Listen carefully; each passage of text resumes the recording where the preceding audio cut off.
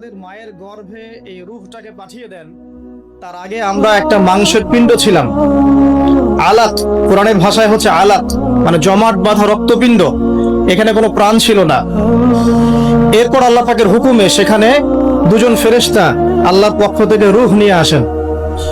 যখন ভ্রূণের বয়স হয় 4 মাস 10 দিন, তখন সেখানে ভ্রূণের মধ্যে রূহটাকে ফুঁকে দেওয়া হয় এবং বাচ্চাটা নড়াচড়া শুরু করে। এর আগ পর্যন্ত কিন্তু বেবি নড়াচড়া করে না।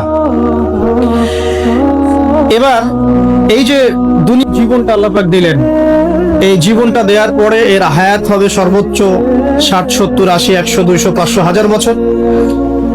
আল্লাহ পাক ভালো জানেন। আল্লাহ পাক বলছেন এই জীবনটাই তোমাদের একমাত্র জীবন নয়।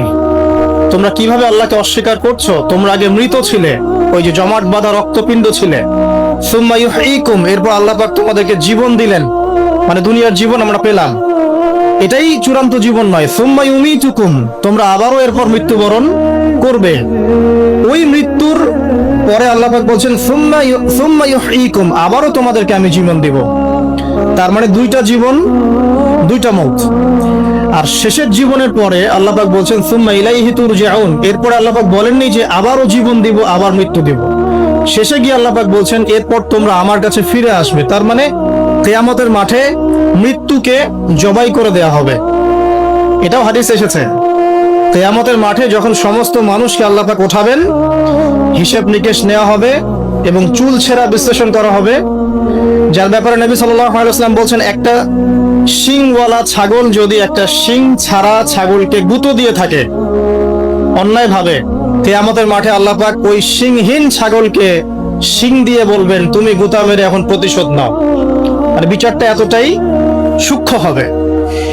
এরপর আল্লাহ পাক মৃত্যুকে হাজির করবেন একটা প্রাণীর রূপে, একটা পশু বা একটা প্রাণীর রূপে মৃত্যুকে ডেকে আনা হবে এবং একে জবাই করে দেওয়া হবে। মানে মৃত্যুকেও মৃত্যুবরণ করতে হবে। আমি কি বোঝাতে পারছি? এতে করে কি হবে, জান্নাতীদের উৎফুল্ল যে মেজাজ, যে খুশি, এটা আরো বেড়ে যাবে। কারণ তারা বুঝতে পারবে যে এরপরে আর কোনো মৃত্যু নাই, আমরা অনন্তকাল জান্নাতে থাকবো ইনশাআল্লাহ। আর যারা জাহান্নামী, তাদের আক্ষেপ, দুঃখ, কষ্ট, যন্ত্রণা আরো বেড়ে যাবে। কারণ তারা বুঝতে পারবে কাশ যদি মৃত্যু হতো, জাহান্নামে আযাব ভোগ করে মরে যেতাম, মাটি হয়ে যেতাম। সূরা নাবার শেষের দিকে পড়ে দেখবেন ইয়া লাইতানি কুনতু তুরাবা, হায় আমি যদি আজকে মাটি হয়ে যেতাম। ঠিক আছে? সূরা ফুরকানে আল্লাহ পাক বলছেন তোমরা একটা মৃত্যুকে ডেকো না, বহু মৃত্যুকে ডাকতে থাকো। জাহান্নামীরা মৃত্যুকে ডাকতে থাকবে কিন্তু মৌত হবে না। তো মৃত্যুকেও মৃত্যুর স্বাদ গ্রহণ করতে হচ্ছে। আল্লাহ পাক সূরা বাকারা 29 নম্বর আয়াতে আমাদেরকে একটা জীবন এবং সৃষ্টি দর্শন দিয়েছেন। এখানে এটা হচ্ছে একটা সৃষ্টি দর্শন বা জীবন দর্শন বলতে পারি আমরা। কি সেটা? যে আমরা এখানে কেউ চিরস্থায়ী নই। আমরা একসময় পৃথিবীতে ছিলাম না, এক সময় থাকবো না। মাঝখানে একটা সংক্ষিপ্ত সময় আমাদের হাতে আছে। এই সময়টুকুর মধ্যে আমাদের আসবে শৈশব, আমাদের কৈশোর, আমাদের যৌবন, আমাদের বার্ধক্য। এই সময়টুকুর মধ্যেই আমাদের পড়াশোনা, আমাদের রুজি রোজগার, আমাদের পরিবার, আমাদের ব্যবসা বাণিজ্য, আমাদের ইলমি অঙ্গন, আমাদের মুআমালাত, ঠিক আছে, আমাদের আমলের জিন্দেগি, এই সব কিছু এই সময়টুকুর মধ্যেই। লিনাবলুয়াকুম আইয়ুকুম আহসানু আমালা, আল্লাহ পাক এই সময়ের মধ্যে আমাদেরকে একটা পরীক্ষা করছেন যে আমরা আমলের দিক থেকে কে সর্বোত্তম হতে পারে। এই আয়াতটাও খেয়াল করবেন, আল্লাহ পাক বলেননি যে আমলে কে ভালো। আল্লাহ পাক বলছেন লিনাবলুয়াকুম আইয়ুকুম আহসানু আমালা। আল্লাহ পাক বলছেন আমি দেখতে চাই আমলের শ্রেষ্ঠটাকে। যারা আরবি ব্যাকরণ বোঝেন তারা বুঝবেন হাসান মানে হচ্ছে উত্তম, আহসান মানে সবচেয়ে উত্তম। যেমন কবির মানে বড়, আকবার মানে সবচেয়ে বড়, সগীর মানে ছোট, আসগর মানে সবচেয়ে ছোট। এখানে আল্লাহ পাক বলছেন আহসান। আল্লাহ পাক দেখতে চান যে আমলে আমাদের মধ্যে সর্বোত্তম কে। তো এই আয়াতটা প্রমাণ করে যে এভারেজ মুসলিম হলে চলবে না।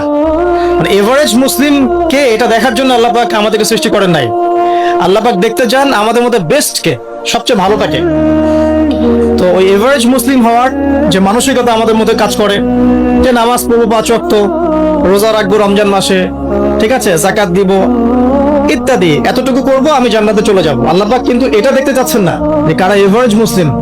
লিনাবলুয়াকুম আইয়ুকুম আহসানু আমালা, আল্লাহ পাক দেখতে চান সবচেয়ে শ্রেষ্ঠ কে আমলের দিক থেকে। তো এই আয়াতটা আমাদের মধ্যে একটা জীবন দর্শন ক্রিয়েট করে যে আমরা পৃথিবীতে এসেছি, চিরস্থায়ী নই, আমাদেরকে মৌতের স্বাদ গ্রহণ করতে হবে। অতএব এই সময়টুকুতে আমার কাজ কি এখন? প্রথম কাজ রবকে চেনা। প্রথম কাজ কি? রবকে চেনা। তো রবকে চেনার জন্য আল্লাহ পাক কি দিয়েছেন? কোরআন কথা বলুক, আমরা কথা বলার চাইতে কোরআনই কথা বলুক। কোরআনকে বলতে দেন। কোরআন বলছে বিসমিল্লাহির রহমানির রহিম, তোমার রবকে, মান রব্বুক, কুল হুয়াল্লাহু আহাদ। তোমার রব সেই আল্লাহ যিনি হচ্ছেন কি? এক, যিনি এক, লা শারীকা লাহ, তার কোনো শরীক নাই। ওয়া বিযালিকা উমিরতু, এবং এই আল্লাহ পাকের সাথে শরীক সাব্যস্ত না করে তার ইবাদত করার জন্য আল্লাহ পাক নবী রাসূলদেরকে আদেশ করেছেন। ঠিক আছে? আল্লাহুস সামাদ, আল্লাহ পাক অমুখপেক্ষী। অমুখপেক্ষী মানে কি? পুরো মহাবিশ্বের আল্লাহকে প্রয়োজন আছে, মহাবিশ্বের আল্লাহর কোনো প্রয়োজন নাই। আমি বুঝতে পারছি? পুরো মহাবিশ্বের এক আল্লাহকে প্রয়োজন আছে। মহাবিশ্বের প্রতিটা সৃষ্টি আল্লাহর মুখপেক্ষী, কিন্তু আল্লাহ পাক কারো মুখপেক্ষী নন। যদি এই মহাবিশ্বের সমস্ত মাখলুক মিলে সেজদায় পড়ে যায়, আল্লাহ পাকের যে ইজ্জত, যে সম্মান, এটার এক চুল বাড়বেও না, কমবেও না। আল্লাহ পাকের ইজ্জত যেমন, সম্মান যেমন, তেমনই থাকবে। একইভাবে পুরো মহাবিশ্বের সমস্ত মানুষ যদি আল্লাহর সাথে কুফরি করে, আল্লাহর বিধানের পরোয়া করে না, আল্লাহ পাকের হুকুম আহকামের পরোয়া করে না, আল্লাহর ইজ্জত, সম্মান, ক্ষমতার যাররা পরিমাণও কমে যাবে না। আল্লাহ রাব্বুল আলামিন যখন আমাদের মায়ের গর্ভে এই রূহটাকে পাঠিয়ে দেন, তার আগে আমরা একটা মাংসের পিণ্ড ছিলাম। আলাত, কোরআনের ভাষায় হচ্ছে আলাত, মানে জমাট বাঁধা রক্তপিণ্ড। এখানে কোনো প্রাণ ছিল না। এরপর আল্লাহ পাকের হুকুমে সেখানে দুজন